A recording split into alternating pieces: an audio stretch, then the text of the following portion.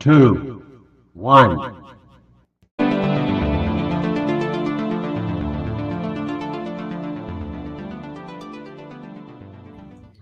Hello and welcome back to another episode in our preview series. As I mentioned yesterday, we are going to be playing a little bit of catch up to get closer to the NFL season. And that means today going to be giving you a double dip of the Southern divisions in the NFL, starting with the NFC South this morning. And, a lot of interesting divisions. That one definitely had its own set of challenges last season.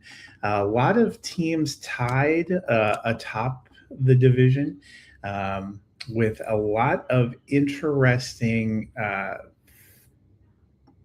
outcomes, shall we say, that made this kind of an interesting season for the South. So let's dive in. NFC South, obviously, all these teams in there. 3 of them finished 8-9. 1 of them finished 6-11. So a lot of parity, but not the kind of parity you're looking for. The eventual division winner was the Carolina Panthers. As I mentioned, 8-9, kind of backed into the playoffs, lost in week 18 to the Tampa Bay Buccaneers, but ended up making it on tiebreaker. They lost in the wild card round, not much of a playoff run. This offseason, running back Rico Dowdle moved on. They lost defensive lineman A'Shawn Robinson, and they moved on from longtime backup quarterback Andy Dalton. They picked up Kenny Pickett to be their new backup quarterback. They added John Mechie and Chris Brazil in the wide receiver room, although Brazil is already out for the year, and they added offensive tackle Monroe Freeling. Bryce Young was quarterback 19, solid, not spectacular. Chuba Hubbard was running back 38, splitting time with Dowdle out with a while for injury. Xavier Legette, only wide receiver 71. Jalen Coker, only wide receiver 69. But rookie Ted McMillan, wide receiver 16, was probably the best part of this offense. And you know what? For fantasy, I think he's going to be the best part of the offense again in 2026. Chuba Hubbard's a guy I'm rostering. I'm curious what, if anything, we're going to get out of Jonathan Brooks. He basically missed his entire first 2 years after being drafted, but they're really relying on him as the number 2 running back this year. And with Chuba Hubbard already dealing with a hamstring injury, that may open up some realms of possibility. I want to see it play out. I want to see what we have in that backfield. Chuba Hubbard probably no worse than an RB3. Probably has some RB2 upside if he returns to kind of the form we saw a couple of years ago, or even what he looked like when he was on the field last year. But it is Ted McMillan that I'm most interested in. Look, I know this team just went and took a flyer on Darren Waller at tight end. They have Jatavian Sanders at tight end. I think Bryce Young, probably what he is, bottom half of the QB2 draw, seems to have locked in there. Not a terrible option, not an incredible option. I don't think his ceiling is that much higher. Jalen Coker is probably a sneaky pickup if you're looking for another piece of the passing offense. I like his potential better than Xavier Legette. I think he would have posted better stats last year had he been more healthy. Number 2 team in the division was the Tampa Bay Buccaneers, and they started out hot and heavy. They looked like they were going to be one of the best teams in the NFC, and then they really faded due to injuries and inefficiency. They ended up also 8-9, but just did not work out. Among their losses, longtime wide receiver Mike Evans moved on. They had running back Rashad White move over to the Commanders, and cornerback Jamel Dean left. They picked up Kenneth Gainwell to add to Bucky Irving in the backfield. They grabbed wide receiver Ted Hurst in the draft. They picked up A'Shawn Robinson from the Panthers to strengthen the defensive line. Alex Anzalone at linebacker, drafted Reuben Baden Jr. at edge, and Jeremiah Trotter at linebacker. A lot of focus on trying to bring in some good young talent on the defensive side of the ball. Will it help? Can't hurt, right? Fantasy finishes, Baker Mayfield was quarterback 12 last year. Bucky Irving, running back 34, did miss some time due to injury. Chris Godwin, who also missed time, only wide receiver 78, but has a higher upside. Emeka Egbuka as a rookie, wide receiver 23. Jalen McMillan also missed a ton of time, only wide receiver 138. K. Dotton, kind of solid as always, tight end at 22. Contract year for Baker Mayfield.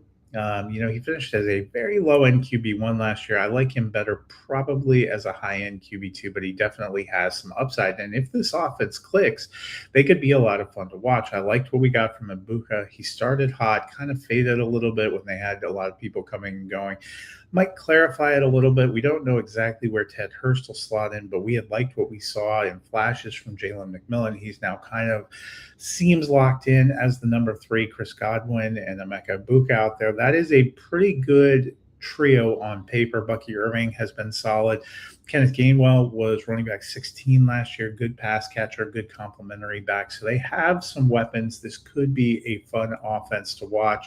Can they get the defense back together? This feels like more of a wide open division. And honestly, of the teams in this division that finished tied at 8 and 9, the Panthers, Buccaneers, and the Falcons, who we'll talk about in a minute, I like the Buccaneers probably the best, but I still think this is a division where everyone's probably going to end up between 7 and 10 wins, and it's just going to depend on how a few things break. I think the Buccaneers will be in the mix, but not a lock they make it back to the playoffs. And if they don't, with Vita Vea wanting to go, will they make a coaching change, with Todd Bowles having been there for a while and the team kind of seemingly stagnating and flatlining? And then, will they bring Baker back, or will they try to roll the dice and see if they can get something else? There are a lot of questions hanging out there for Tampa Bay.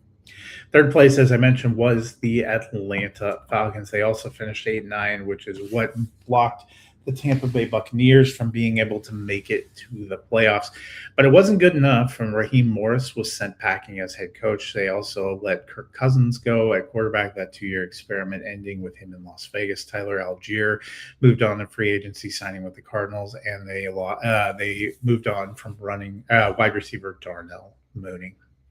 They brought in Kevin Stefanski to be the head coach and run things. They added Brian Robinson Jr. to both confuse fantasy owners and players who now see 2 B. Robinsons for Atlanta, but also to provide some depth behind Bijan Robinson. They added Tua Tagovailoa, who will compete with Michael Penix at the quarterback position. They drafted Zachariah Branch, and they added back veteran Austin Hooper at tight end. And they brought in Jawan Taylor, late of the Chiefs, to be that right tackle. Last year, Michael Penix Jr. was quarterback 33, missed a big chunk of time with injury, still not cleared to play yet. Bijan Robinson, running back 3. Drake London was wide receiver 17, got a big new contract. He missed a little bit of time last year, or his numbers probably would have been better. And Kyle Pitts, tight end 3. They franchise tagged him and then worked out a long-term deal. So there are plenty of weapons for whichever left-handed enigmatic quarterback wins that job. I like Bijan. I like Drake London. I like Kyle Pitts for fantasy. I think all of them will work well with Stefanski. We didn't see a lot in the first preseason game, but I think that's okay. The question is, can Tua bounce back, or can Penix develop into something? And Penix not being cleared yet, coming off a 3rd torn ACL, this time on a different leg than his first 2, gives me pause. It probably gives the Falcons pause too. It probably gives Falcons fans a lot of pause. But that is going to be the big question that drives them. And I think, again, the range of outcomes, probably 7 to 10 wins. They aren't worse than they were last year, probably. They did lose some pieces on defense. What will happen with Jawan Taylor? I guess you could see a world in which they completely implode and only win 4 or 5 games, but I think they're better than that with those 3 at the skill position. A team that finished 4th last year was the New Orleans Saints, 6-11. That is deceptive. They were 1-8 while Spencer Rattler was under center, and they finally turned it over to rookie Tyler Shook, and this team finished 5-3 down the stretch, 6-11 on the season. They are one of those teams that I think has the ability to go from worst to first in their division. Wouldn't be a tall climb. They were only really 2 games back, and they could have ended up a little closer than that. Among their losses, Taysom Hill and Foster Moreau moved on at tight end, Mario Davis at linebacker. They added Jordan Tyson, an interesting wide receiver prospect in the draft. They signed Travis Achan Jr. From the Jacksonville Jaguars to be the new powerhouse back for them in the backfield. They brought in veteran tight end Noah Fant and rookie tight end Oscar Delp to flank Juwan Johnson, who finished as tight end 12 last year. Chris Olave was wide receiver 6. Alvin Kamara missed time with injury and getting a little older, running back 53. Should be a good number 2. And Tyler Shook was quarterback 26. Look, I think Tyler Shook has some upside. I like him as a QB2. I'm interested in him. I think Travis Achan, who was a running back one last year for Jacksonville, could easily do the same thing with Kellen Moore here. And I still like Chris Olave.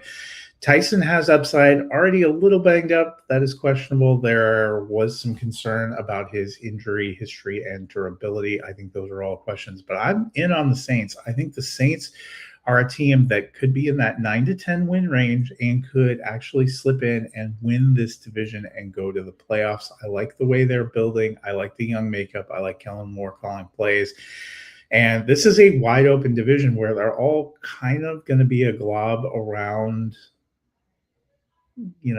7 to 10 wins. As I mentioned, that's where they were last year.